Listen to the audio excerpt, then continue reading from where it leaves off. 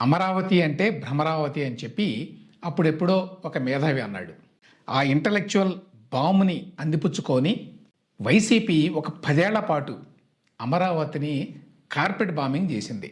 ఇప్పుడు మరొక మేధావి ఇదే విధంగా రంగంలోకి దిగి ఇలాంటి ఆయుధాన్ని వైసీపీకి అందించడానికి ప్రయత్నించాడు. ఇందుకోసం సాక్షిలో ఒక వ్యాసం కూడా రాశాడు. అమరావతి అనేది ఒక గారడీ వీరుడు శూన్యం నుంచి పుట్టించిన ఒక రాజధాని అని అభివర్ణించాడు. గారడీ వీరుడెవరు? ఇంకెవరు? చంద్రబాబు నాయుడు. శూన్యం నుంచి పుట్టించటం అంటే ఏంటి అర్థం?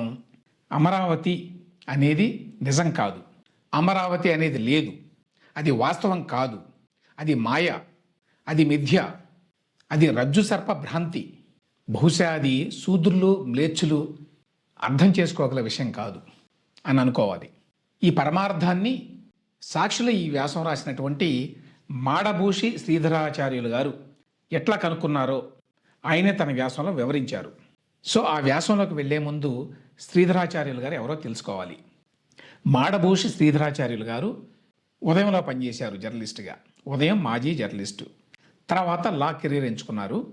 కేంద్ర ఇన్ఫర్మేషన్ కమిషనర్గా కూడా కాంగ్రెస్ ప్రభుత్వ హయాంలో పనిచేశారు. రాజకీయ న్యాయపరమైన అంశాల మీద కూడా తరచుగా వ్యాసాలు రాస్తుంటారు. ఆయన అభిప్రాయాలతోటి కొన్నిసార్లు ఏకీభవించకపోవచ్చు, కానీ ఆయన చేసే వాదనలు మరీ అంత అర్ధరహితంగా ఉండవు. కానీ తాజాగా ఆయన గారు సాక్షి పత్రికలో రాసిన వ్యాసాన్ని చూస్తే ఈయనే ఈ వ్యాసం రాశాడా, లేకపోతే శ్రీధరాచార్యుల గారి పేరు మీద సాక్షిలోని ఆయన మిత్రులు రాసి ప్రచురించారా అనేటువంటి అనుమానం రాక మానదు. ఎందుకంటే అవగాహన లోపంతో రాయడం వేరు, అడ్డగోలుగా రాయడం వేరు, అబద్ధాలు కూర్చి రాయడం ఇంకా వేరు. ఈ వ్యాసంలో ఆయన ఈ పనే చేశారు. ఏమంటారు? తెలంగాణ నుంచి విడిపోయిన తర్వాత ఇప్పటిదాకా ఆంధ్రప్రదేశ్కు నిర్దిష్టమైన రాజధాని లేకపోతే అది శాపమా లేక చేవలేని తనమా అనే ప్రశ్న చూడండి. దాదాపు 12 ఏళ్ల పాటు రాజధాని రచ్చ నడుస్తూ ఉంటే దానికి బాధ్యత చంద్రబాబు నాయుడు గారిది, జగన్మోహన్ రెడ్డి గారిది కాదు. ఆచార్యులు గారి లెక్కలో అది చంద్రబాబు నాయుడు తప్పు, జగన్ తప్పు కాదు. ఇన్ని సంవత్సరాల పాటు ఆంధ్రప్రదేశ్కి రాజధాని ఏర్పడకుండా అడ్డుకున్నది ఎవరో తెలియనంత అమాయకుల శ్రీధరాచార్యులు గారు. అలాగే వికేంద్రీకరణ కావాలని మాట్లాడుతూ ఏమంటారంటే ఆయన, అందుకే వైఎస్ జగన్మోహన్ రెడ్డి పాలనా కాలంలో ఆంధ్రప్రదేశ్కు 3 రాజధానులను ప్రతిపాదించారు అని చెప్పి జగన్మోహన్ రెడ్డి మర్చిపోయినటువంటి 3 రాజధానుల గురించి చాలా గొప్పగా రాశారు. మరి వికేంద్రీకరణకి రాజధానికి అంత అవినాభావ సంబంధం ఉంటే మరి తెలంగాణకి 3 రాజధానులు కావాలని చెప్పి శ్రీధరాచార్యులు గారు ఎందుకని డిమాండ్ చేయరు? ఇప్పటికే హైదరాబాద్ మీద ఇంత ఒత్తిడి ఎక్కువైతే మళ్ళీ పక్కనే ఫ్యూచర్ సిటీ పేరుతోటి డెవలప్మెంట్ ఎందుకు చేస్తున్నారు? ఏ వరంగల్లోనో ఆదిలాబాద్లోనో 2వ రాజధాని పెట్టాలి తెలంగాణకి అని చెప్పి ఎందుకు అడగరు? అంటే వికేంద్రీకరణ తెలంగాణకి వద్దా, ఆంధ్రకి మాత్రమే కావాలా? జగన్ అప్పుడెప్పుడో ప్రతిపాదించిన ఈ 3 రాజధానులకి మద్దతుగా కదా ఆచార్యులు గారు ఈ మాట అంటున్నది. మరి అదే జగన్ ఇప్పుడు కామెడీగా మావిగన్ పేరుతోటి మచిలీపట్నం, విజయవాడ, గుంటూరు ఈ 3 కలిపి రాజధాని అని ప్రతిపాదిస్తే అప్పుడు మరి ఈ వికేంద్రీకరణ గోలంతా ఏమైపోయినట్టు ఆచార్యులు గారు? ఇంతకీ మీరు ఏ జగన్ అభిమానిస్తున్నారు? 3 రాజధానుల జగన్నా, మావిగన్ జగన్నా? అసలు జగనే 3 రాజధానులు మర్చిపోతే మీరు దాన్ని పట్టుకొని అమరావతి మీద విషం చల్లాలని ఎందుకు ప్రయత్నిస్తున్నారు? ఇంకొకటి ఏమంటాడంటే ఆయన, 2014లో ఆంధ్రప్రదేశ్ కొత్త రాష్ట్రంగా ఏర్పడితే 2026లో పార్లమెంటు అమరావతిని రాజధాని అని చెబుతూ చట్టం చేసిందంటే ఇంతకన్నా విషాదం ఏమైనా ఉందా అని అన్నారు. అవును, ఇది ఖచ్చితంగా విషాదమే.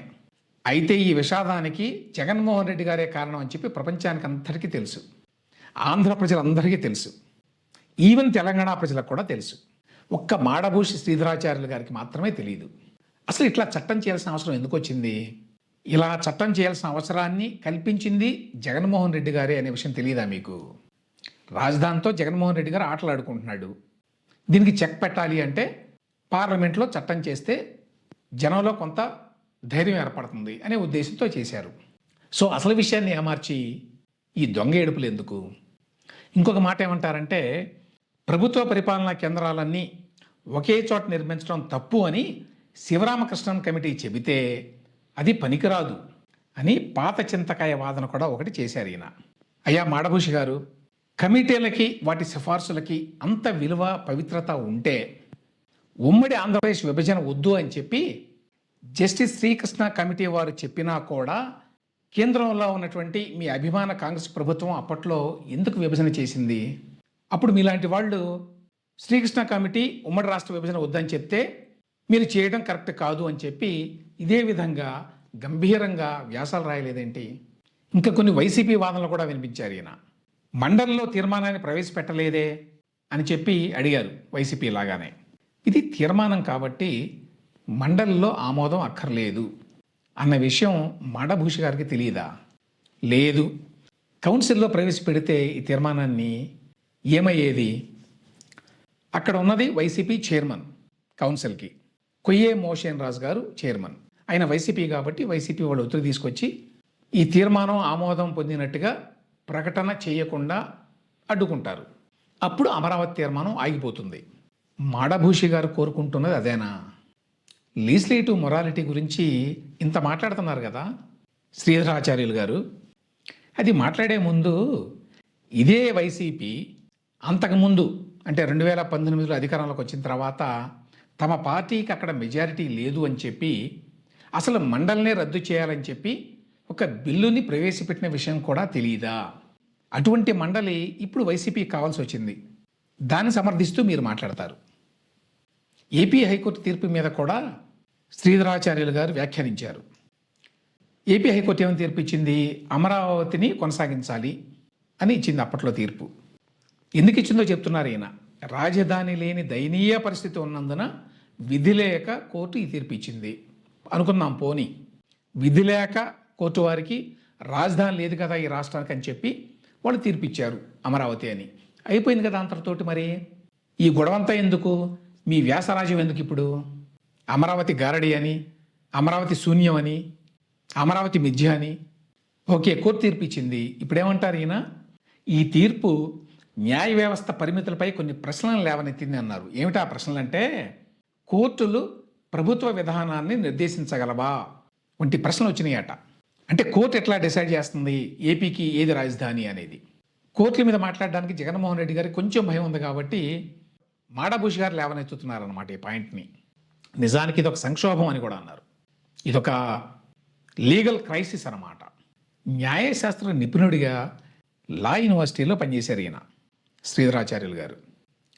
అటువంటి వ్యక్తికి అమరావతి మీద ఇచ్చినటువంటి తీర్పులో హైకోర్టు వాళ్ళు ఏపీకి ఫలానా ప్రదేశమే రాజధానిగా ఉండాలి అని శాసించలేదు అన్న విషయం తెలియదా? లేక తెలిసే వక్రీకరిస్తున్నారా? ఎందుకంటే ఏపీ హైకోర్టు చెప్పిన తీర్పు ఏంటి? రాజధాని పేరుతోటి రైతుల దగ్గర నుంచి భూములు తీసుకున్నారు కాబట్టి ఆ తర్వాత రాజధాని ఇక్కడ ఉండదు అని చెప్పి చెప్పటం చెల్లదు. మీరు ఏ వాగ్దానం అయితే చేసి ఒప్పందాలు కుదుర్చుకున్నారో రైతులతోటి ఆ వాగ్దానాలని ఆనర్ చేయండి, దానికి అనుగుణంగా అమరావతిని రాజధానిగా కొనసాగించండి అని ఏపీ హైకోర్టు తీర్పు చెప్పింది. అంతేగాని ఫలానా చోటే రాజధాని ఉండాలి అని చెప్పి చెప్పలేదు. ఆచార్యుల వారి తలా తోకా లేని ఈ వ్యాసరాజ్యంలో ఇంకో విశేషం ఏంటంటే, ఏదో కారణంగా విశాఖపట్నాన్ని రాజధానిగా వద్దనుకున్నారు. విశాఖ కాకపోతే మావిగన్ పేరుతోటి మచిలీపట్నం, విజయవాడ, గుంటూరు నగరాలను కలుపుతూ 110 కిలోమీటర్ల కారిడార్ రాజధాని ప్రాంతం అయితే బాగుంటున్నది అన్నది మంచి ప్రతిపాదన అని చెప్పి కితాబిచ్చారు ఆచార్యుల వారు. ఇంతకు ముందే కదా వికేంద్రీకరణకి కితాబిచ్చారు. అద్భుతమైన ఆలోచన అన్నారు, చాలా అవసరం అన్నారు ఆంధ్రప్రదేశ్ రాష్ట్రానికి. వికేంద్రీకరణ వద్దా, రియల్ ఎస్టేట్ ముద్దా అని లెక్చర్ ఇచ్చారు పైన. కిందకు వచ్చేసరికి జగన్మోహన్ రెడ్డి గారు చేసినటువంటి ఈ మావిగన్ ప్రతిపాదన ఎంత మంచి ప్రతిపాదన అని చెప్పి పరవశిస్తున్నారు. హైవే మీద క్యాపిటల్ కావాలి అని చెప్పి జగన్మోహన్ రెడ్డి గారు అంటే అది అద్భుతం అని చప్పట్లు కొడుతున్నారు ఆచార్యుల వారు. హైవే మీద క్యాపిటల్ ఎందుకు? ఈయన చెప్పినటువంటి రియల్ ఎస్టేట్ వ్యాపారం కోసం తప్ప. మనకి ఇక్కడ ఒకటి అనిపిస్తుంది, ఈ 3 రాజధానుల నుంచి మావిగన్కి జగన్మోహన్ రెడ్డి గారు జంప్ చేశాడు అంటే ఆయన ఏకైక లక్ష్యం అమరావతి అనేది రాజధానికి ఏర్పడకూడదు, ఇంకేమైనా పర్వాలేదు అని కదా. రాజకీయ నాయకుడు కాబట్టి దానికోసం రకరకాల ప్రతిపాదనలు, రకరకాల విన్యాసాలు చేస్తాడు. అందుకే మావిగన్ పేరుతోటి మరి రాజధాని అంశాన్ని జగన్మోహన్ రెడ్డి గారు ఒక ప్రహసనం కింద మార్చాడు. అయితే ఆ ప్రయత్నానికి విశ్వసనీయతను కల్పించాలి అని చెప్పి మాడభూషి శ్రీధరాచార్యులు లాంటి వాళ్ళు ఎందుకు ఆయాసపడుతున్నారు అని ఆశ్చర్యం కలుగుతుంది. అయితే ఈ విషయంలో జగన్మోహన్ రెడ్డి గారిని, ఆయన బృందాన్ని మెచ్చుకోవాల్సిందే. మరి మాడభూషి లాంటి వాళ్ళని వాళ్ళు ఎలా తమ ముగ్గులకు దింపుతారో తెలియదు. ఎందుకంటే ఇంత అర్ధరహితమైన, ఇంత అహేతుకమైన, ఇంత చారిత్రక స్పృహ లేని, ఇంత రాజకీయ అవగాహన లేని వ్యాసరాజాన్ని మాడభూషి శ్రీధరాచార్యులు గారే స్వయంగా రాశారు అంటే ఇప్పటికీ నేను నమ్మలేకపోతున్నాను.